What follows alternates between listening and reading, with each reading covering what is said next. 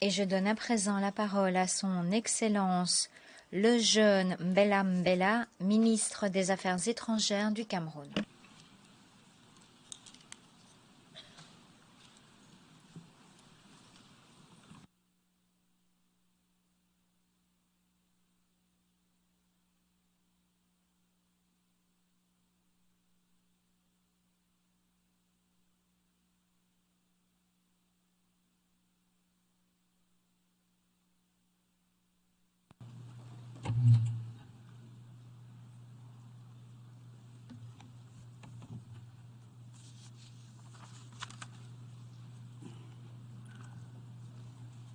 Monsieur le Président de l'Assemblée générale, Mesdames, Messieurs les chefs de délégation, Monsieur le Secrétaire général des Nations unies, Mesdames, Messieurs, permettez-moi tout d'abord, au nom du Président de la République du Cameroun, Son Excellence Paul Biya, qui m'a fait l'insigne honneur de nous représenter à ces importantes assises, de vous féliciter, Monsieur le Président, ainsi que tous les membres de votre bureau pour votre brillante élection à la présidence de cette 77e session de l'Assemblée générale. Je saisis cette occasion pour vous assurer du soutien de la délégation camerounaise en vue de l'atteinte des objectifs que vous vous êtes fixés. Je voudrais aussi saluer votre prédécesseur, le ministre Abdullah Shahid des Maldives, pour la disponibilité et l'efficacité avec lesquelles il a assuré son mandat tout au long de la 76e session. Enfin, permettez-moi de redire toute notre appréciation à notre secrétaire général, M. Antonio Guterres, qui, malgré les défis et les temps difficiles de l'heure, a su garder le cap en s'impliquant avec courage, détermination et dévouement à la défense des principes inscrits dans la Charte des Nations unies.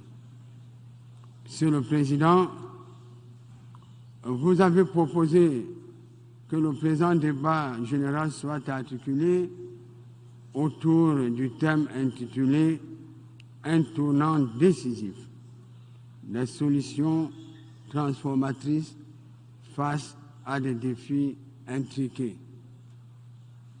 Ce thème vient à point nommé dans un contexte particulièrement difficile où la pandémie à Covid-19, depuis bientôt 3 ans, continue d'affecter le cours et la gestion des affaires du monde, dont la complexité au niveau global, régional, sous-régional et national n'est plus à démontrer.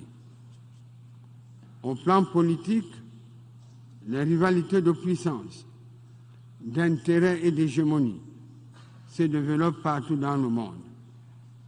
Comme corollaire, la course aux armements s'intensifie et continue de s'affirmer, surtout sur les mers et les océans, dans l'espace, y compris l'espace extra-atmosphérique. De nombreux foyers de tension dans diverses régions du monde sont les principaux théâtres d'opération où s'exercent ces chocs dont les ondes et les effets collatéraux amplifient les menaces et les souffrances qui pèsent déjà lourdement sur les peuples et les nations en termes de pertes en vie humaine, pertes matérielles, migration, détérioration de l'environnement, dérèglement des systèmes financiers, crise alimentaire et énergétique, pour n'en citer que celle-là. C'est le cas dans le conflit en cours en Europe de l'Est, auquel nous assistons depuis plusieurs mois. En effet, le gouvernement camerounais suit avec la plus grande attention la situation où s'affrontent l'Ukraine et la Russie. Comme vous le savez, le règlement pacifique des différends entre les États a toujours été l'un des principes fondamentaux de la politique étrangère de mon pays. À cet égard, le Cameroun a, dès le début de cette crise, réitéré sa position en appelant les deux parties à l'ouverture des négociations dans l'optique de parvenir à une solution concertée afin que triomphent les idéaux de paix, de sécurité et de développement durable qui fondent notre organisation. Sur le plan du continent africain, les foyers de tension persistent également. Dans les efforts pour y trouver des solutions, l'on constate, hélas, que certains de nos partenaires viennent très souvent avec des recettes préconçues pour tout et pour tous. Face à ces tendances qui se poursuivent année après année, il est important que la voix de l'Afrique soit écoutée, entendue et soutenue, surtout lorsqu'elle est portée par l'Union africaine. Au plan économique, social et culturel, l'embellie que l'on a observée avant la période de la pandémie à Covid-19 laisse progressivement place au ralentissement et même au déclin des progrès et de l'espoir nés des mesures courageuses prises au niveau multilatéral et national depuis le début des années 2000. Au plan juridique, les engagements internationaux ne sont plus tenus ou le sont au compte-gouttes du fait des égoïsmes, de l'insuffisance de volonté politique, voire de la crise observée dans le multilatéralisme. Un tel contexte, il n'est pas exagéré d'affirmer que le sort de l'homme et le destin de l'humanité sont en jeu. Monsieur le Président, le premier défi de l'heure qui revêt un caractère global et urgent est la crise climatique. Il n'échappe à personne que le climat change. Le cycle des saisons est déréglé. Les incendies se multiplient, ainsi que les inondations et les ouragans sans précédent dans diverses régions du monde. Les températures atteignent des seuils préoccupants. Les étendues d'eau, à l'instar du lac Tchad, source de vie et de prospérité des populations riveraines, se réduisent à leur portion congrue. C'est le lieu d'appeler au respect des engagements pris dans le cadre des différentes conférences internationales dédiées au changement climatique. Ainsi, est-il plus qu'urgent que des actions soient menées pour finaliser les règles d'application de l'accord de Paris, notamment pour ce qui est de mobiliser les ressources financières en faveur des pays en développement et de rehausser l'ambition climatique mondiale. La COP27, prévue en Égypte à la fin de cette année, revêt à cet égard une importance cruciale. Elle doit apporter des réponses urgentes et décisives pour la survie de la planète et mieux adresser cette préoccupation avec les technologies novatrices. La lutte contre les changements climatiques est un combat de tous, un combat pour tous, et un combat de tous les jours. C'est une véritable responsabilité universelle.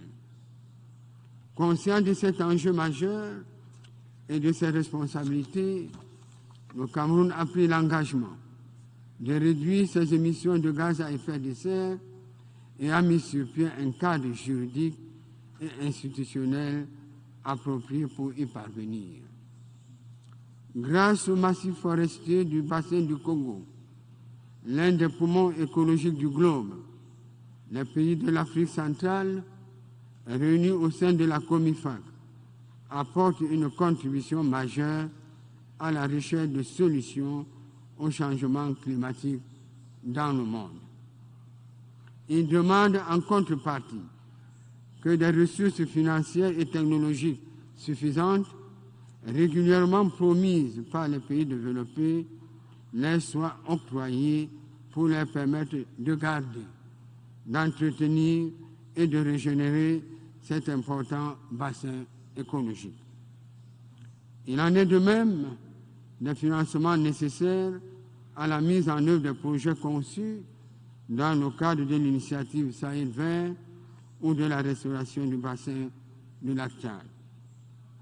Par ailleurs, à l'occasion de la révision de sa contribution déterminée au niveau national, en acronyme CDN, le Cameroun a confirmé son attachement à cet élan international en faisant passer ses engagements de réduction des gaz à effet de serre de 32% à 35%, soit 12% inconditionnels et 23% conditionnés au soutien des efforts de la communauté internationale pour faire face au dérèglement climatique. Pour le Cameroun, la lutte contre le changement climatique est perçue comme une opportunité de développement et non un défi insurmontable. Chaque pays détient l'un des chiffres du code d'accès à cette nouvelle ère où la planète aspire à respirer un nouvel air propre, sans carbone, mais riche en oxygène. Les jeunes générations nous interpellent et nous appellent à plus d'action et non à de vœux pieux.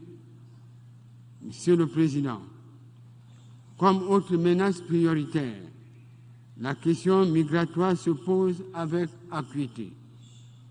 Malgré les efforts déployés par le Haut Commissariat des Nations Unies pour les réfugiés et malgré les efforts également consentis par les pays d'accueil et les partenaires au développement, des millions de personnes continuent de fuir leurs foyers, leurs maisons, leurs patries, pour vivre dans des conditions déplorables, inhumaines en raison des conflits, des cataclysmes et des calamités multiples.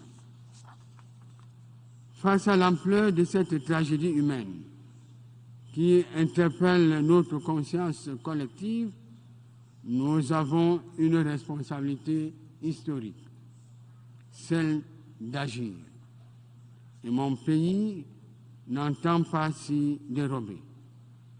Fidèle à sa tradition séculaire de tolérance et d'hospitalité, le Cameroun a toujours été une terre d'accueil, de transit et de brassage de peuples.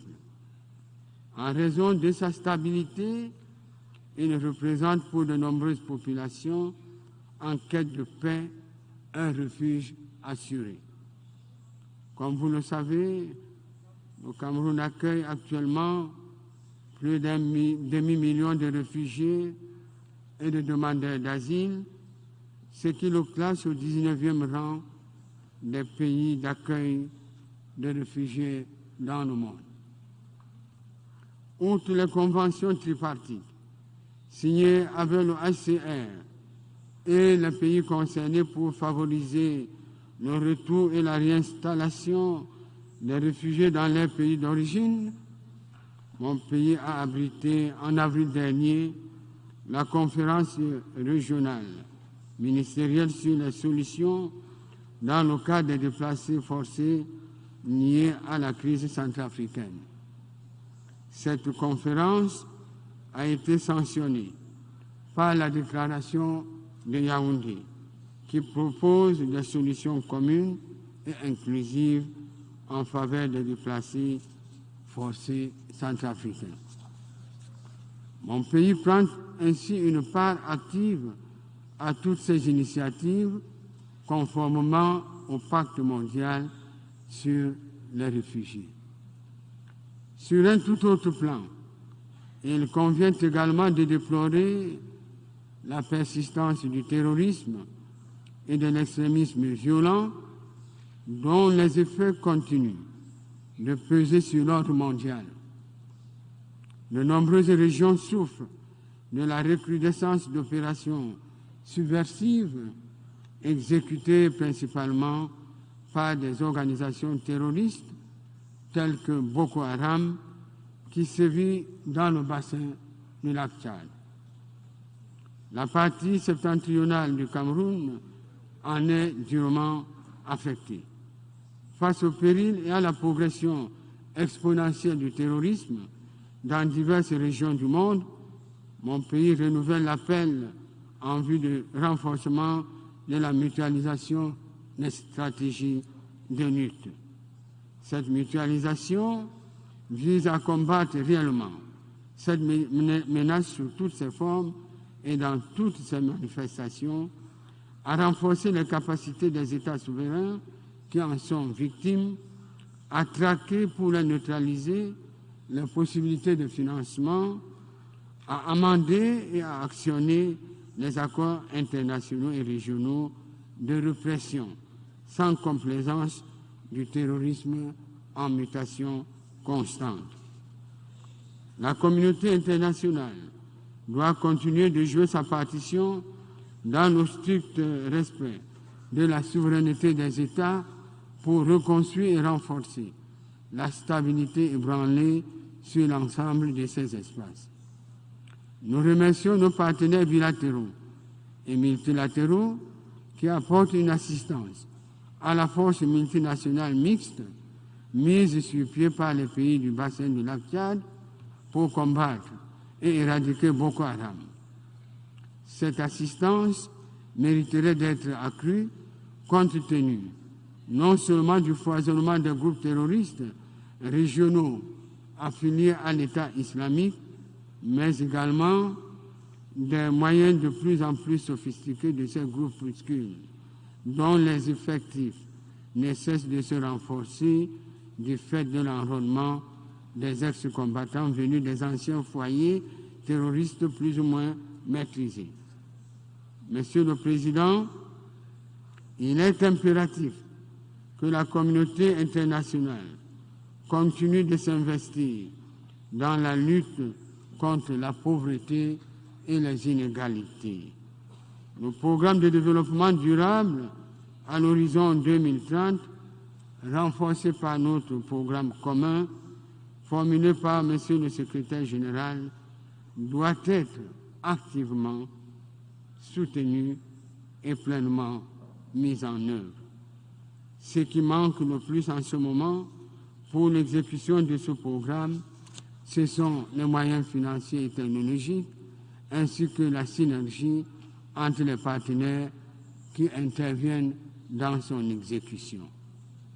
Le Cameroun est très engagé dans cette voie, comme l'atteste la récente présentation de son programme national volontaire au Forum politique de haut niveau du Conseil économique et social des Nations unies.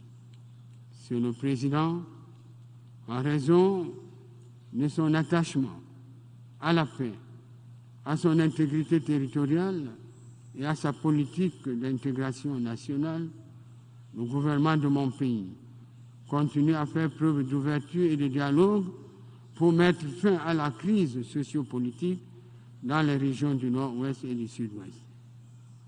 C'est ainsi qu'après la tenue du grand dialogue national en 2019, nous avons poursuivi le processus d'accélération et d'approfondissement de la décentralisation. Les centres de désarmement, de démobilisation et de réinsertion créés dans ces régions et dans celles de l'extrême nord accueillent et forment à divers métiers un grand nombre de mes jeunes compatriotes qui ont déposé les armes et renoncé à la violence. L'État exerce ses prérogatives régaliennes sur l'ensemble du territoire national. Le défi actuel du gouvernement camerounais, c'est la poursuite de la mise en œuvre de la reconstruction des régions affectées à travers le plan d'urgence humanitaire et le plan de développement élaboré en concertation avec l'ONU pour la restauration socio-économique des régions subventionnées.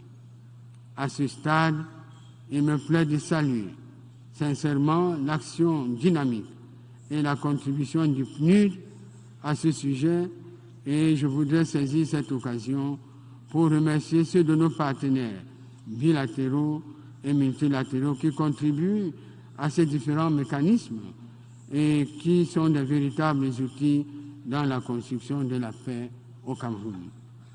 Je lance également un vibrant appel à la communauté internationale en vue d'une mobilisation plus active en faveur de ces plans afin de permettre à mon pays de continuer à demeurer ce havre de paix qu'il a toujours été. D'une manière générale, la régionalisation dans mon pays est en marche et elle contribue à renforcer la participation des Camerounais à la gestion des affaires de leur pays. Ces avancées nous montrent que le Cameroun est engagé de manière irréversible et résolue sur le chemin du parachèvement méthodique du projet démocratique qui s'est donné et qui répond aux souhaits légitimes du peuple camerounais ainsi qu'à son projet d'émergence économique à l'horizon 2035. En cela, le Cameroun promeut, en toutes circonstances, grâce à des structures créées à cet effet, un dialogue constructif et régulier entre les différentes composantes sociologiques de sa population, ainsi que les membres de sa diaspora, en vue de leur mobilisation pour l'immense et exaltant chantier de construction nationale. Le Cameroun est fermement, Monsieur le Président, attaché et favorable à un ordre international réformé, à un ordre international revigoré, à un multilatéralisme authentique basé sur les idéaux, les buts et les principes inscrits dans la Charte des Nations Unies par les pères fondateurs de notre organisation. C'est pour moi le lieu de soutenir les réformes actuellement en cours au sein des Nations Unies et qui visent la mise sur pied d'un Conseil de sécurité plus représentatif, plus équitable et plus efficace.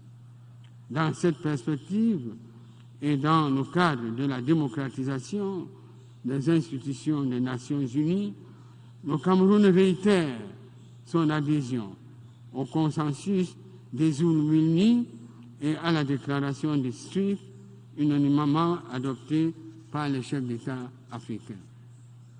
Monsieur le Président, pour clore mon propos, le Cameroun réaffirme son soutien en faveur de toutes les réformes en cours visant la revitalisation de l'Assemblée générale, le renforcement du Conseil économique et social et la rationalisation du secrétariat général, suivant l'agenda que se sont donnés les États membres de notre organisation afin de consolider sa stature, sa dimension et sa capacité à mieux faire face aux défis globaux de notre ère.